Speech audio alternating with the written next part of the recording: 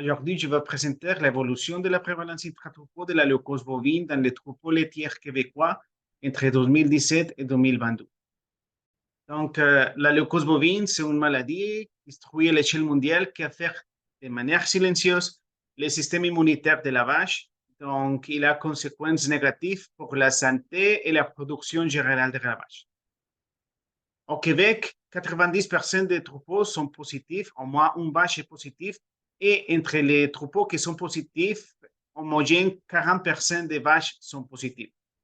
Donc, pour ces petites études, des échantillons de réservoirs ont été prélevés par les producteurs laitiers de Québec.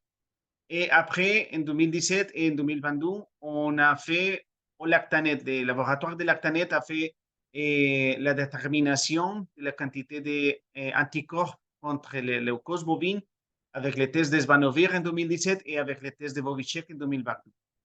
Après, 3 catégories ont été faites. Si la prévalence intra-troupeau était moins de 10%, la catégorie était faible. Si la prévalence était entre 11 et 30%, la catégorie était homogène. Et la catégorie élevée, si la prévalence intra-troupeau, c'est plus de 30%. Ici, dans les résultats, la figure 2 montre la distribution, le numéro de troupeaux selon les catégories.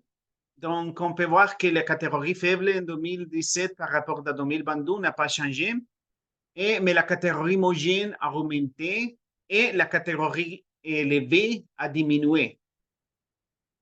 Si on voit ici, la proportion de troupeaux qui ont diminué, c'est plus grand que la proportion de troupeaux qui ont augmenté la prévalence intra-troupeau de la leucose bovine. Et cependant, la majorité des troupeaux ont été dans les mêmes niveaux, dans les mêmes catégories. Donc, les deux graphes sont mélangés dans cette graphe finale qui s'appelle une alluvial plot.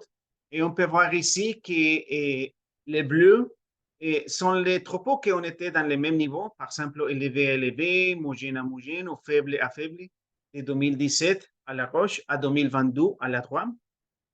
Et la ligne verte montre les changements que c'est une diminution de la prévalence des troupeaux. Donc, on peut voir les proportions et les numéros des troupeaux qui ont changé d'élevé à homogène et on peut voir qu'il y a une petite proportion des troupeaux qui ont changé d'élevé à faible et d'homogène à faible. Et les proportions des troupeaux qui ont été augmentées, la prévalence a été augmentée et se montre dans la ligne rouge, d'homogène à élevé ou de faible à homogène. La conclusion, c'est qu'il y a une amélioration du statut de la prévalence intra-troupeau parce qu'il y a plus de faire avec une amélioration de statut, une réduction de statut de la prévalence, que de faire avec une augmentation de la prévalence intra-troupeau. En l'avenir, la validation des tests sur l'échantillon de l'air de réservoir sera validée pour surveiller l'échantillon d'une manière plus exacte et plus précise. Merci beaucoup.